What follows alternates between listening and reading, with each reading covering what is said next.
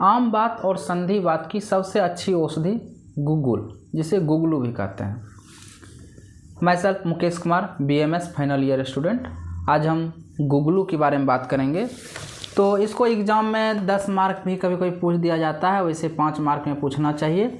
तो इसका सीक्वेंस पहले मैंने बता चुका है, पहले की वीडियो देखिए, उसमें किस सीक्वेंस में एग्जाम में लिखनी होती है वो लिखा हुआ है। आज हम डायरेक्ट प्लांट पे बात करते हैं। तो सबसे पहले हम बॉटनिकल नेम लिखेंगे, जिसका कि कॉमीफेरा मुकुल नाम है, और फैमिली जो है बॉर्सिनेसी फैमिली में होता है, और हिंदी नेम गुग्गुल, गुगलू।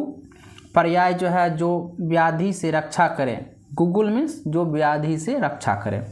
देव धूप बोला जाता है, देवताओं के धूप में प्रयोग में लाया जाता है। और उसके महिषाक्ष, भैंस के आँख के समान कृष्ण वर्ण के होने के कारण। इसको पलंकस बोला जाता है। इसको इम्पोर्टेंट में नोट कीजिए कि पलंकस वाइवा में भी पूछा जाता है और ऑब्जेक्टिव में बहुत आता है। मेद को कम करने के कारण इसको पलंकस कहते हैं।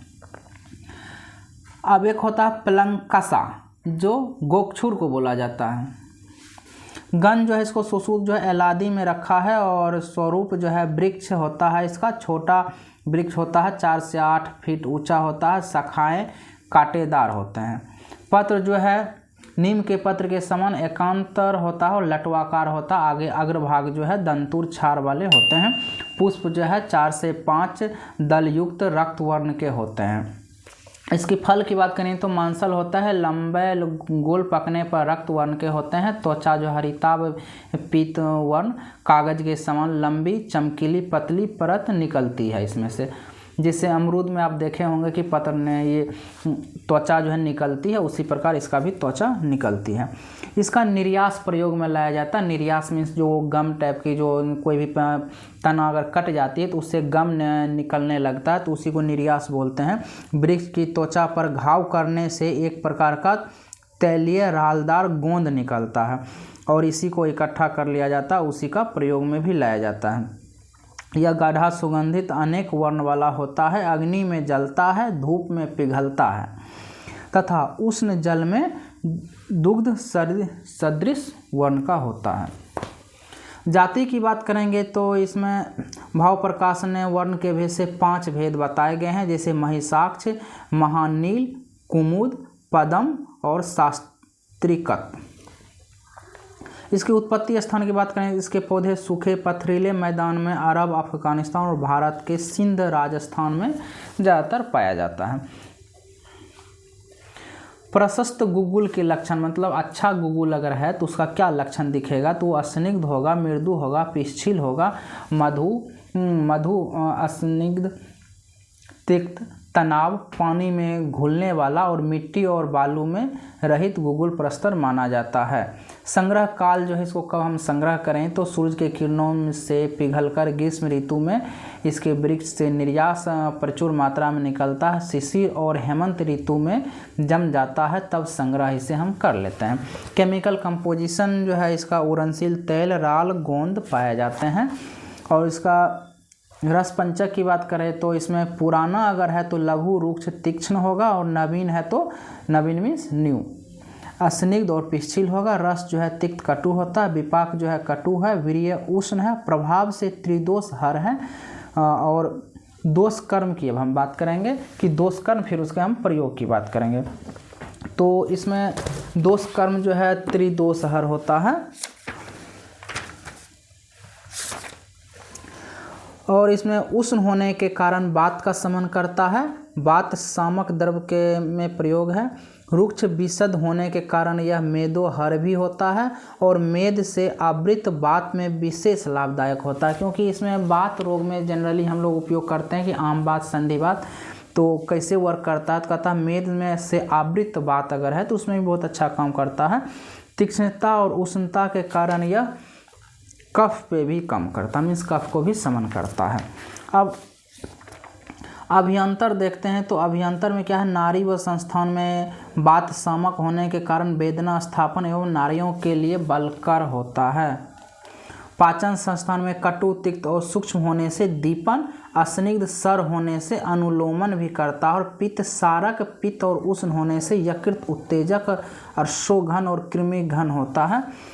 फिर इसका रक्त व संस्थान में भी रक्त कणवर्धक भी होता है और श्वसन संस्थान पे उष्ण तीक्ष्ण होने से यह कफ घन और सुगंधित और कृमि घन होने के कारण कफ दुर्गंधहर है। फिर ये मूत्र व संस्थान में अस्मरी भेदन भी होता है। प्रजनन संस्थान में यह उष्ण तीक्ष्ण होने से कामोत्तेजक और आवर्त जनन से स्निग्ध पिच्छिल होने से विषय और बंध्यात्म दोष को निवारक है। अब इसका उपयोग हम देखते हैं कि उपयोग जो है इसका बाह्य में हम संधिवात, आमवात, गलगंड, अपची, चर्म रोग, अर्श आदि में हम इसका लेप करते हैं। दुर्गंध और कृमि को नष्ट करने के लिए भी निवास स्थान में वर्णों का धूपन इससे हम करते हैं। अब इसे नाड़ी संस्थान में हम क्या उपयोग कर सकते हैं, तो गुगुल या नाड़ी सूल हो रहा हो या संधि बात, आम बात, गृद्धसी, आद्रित जिसको हम फेशियल पैरालिसिस बोलते हैं और पक्षाघात आदि समस्त बात व्याधि में सर्वप्रसिद्ध महाऔषधि है। हमने पहले भी बताया था कि बात व्याधि के लिए ही गुगुल का जनरली इस्तेमाल किया जाता है, तो यहाँ पर फिर से हम रिपीट कर दे रहे हैं और इसको आप नोट कर लीजिए। ये आपको आयुर्वेद में अगर हैं तो आपको सभी दिन काम आएगा। जैसे संधि बात, आम बात, गलगंड, अपची, चर्म रोग, प्लेग, अर्श, ये सब में उपयोग आता है। और नाड़ी संस्थान में इसे देते हैं, जैसे कि गृद्धसी, आद्रित, पक्षाघात। ठीक। पाचन संस्थान में अग्निमंद पे भी काम करेगा। विबंध अगर किसी को हो रहा है या अर्श है, कृमि है, उसमें भी ये काम करता है। रक्त व संस्थान पे हम हृदय अवरोध को ये दूर करेगा। मूत्र व संस्थान में अस्मरी, मूत्र कृच्छ और प्रजनन संस्थान में शुक्र, दौर्बल्य, क्लैब्य। ठीक। उसके बाद प्रयोज्य अंग की बात करेंगे तो इसका हम निर्यास, पहले हमने बताया जो गोंद निकलती है निर्यास, उसी का हम उपयोग करते हैं। और मात्रा जो है 2 से 4 ग्राम लेते हैं। रसायन के लिए इसकी अधिकतम एक मात्रा एक पल तथा कुल मात्रा 1 तुला बताई गई है। विशिष्ट योग जैसे कि योगराज गुगुल होता है, केसर गुगुल होता है, चंद्रप्रभा बटी में इसका बहुत उपयोग है। शोधन जो है गोदूग्ध में स्वेदन करने से गुगुल शुद्ध हो जाता है। शोधन क्या है, कोई बहुत सारी मेडिसिन ऐसा होता है जिसको कि हम बिना शोधित किए हम उपयोग नहीं कर सकते हैं, तो इसका पहले हमको गोदूग्ध में स्वेदन करना होता है, उसके बाद हम इस्तेमाल में लाते हैं। तो ये विशिष्ट योग भी आप अच्छे से याद रखिए क्योंकि ये आपको सभी दिन काम आएगा और जनरल मेडिसिन है आयुर्वेद का। जैसे योगराज गुगुल, ये केशर गुगुल, चंद्रप्रभा, इसी तरह और बहुत सारी मेडिसिन है। तो चैनल को सब्सक्राइब करें, लाइक शेयर करें और कमेंट में हमें बताएं कि आपको कहाँ दिक्कत हो रही है, फिर हम उसे अगले लेक्चर में ऐड ऑन करेंगे। धन्यवाद।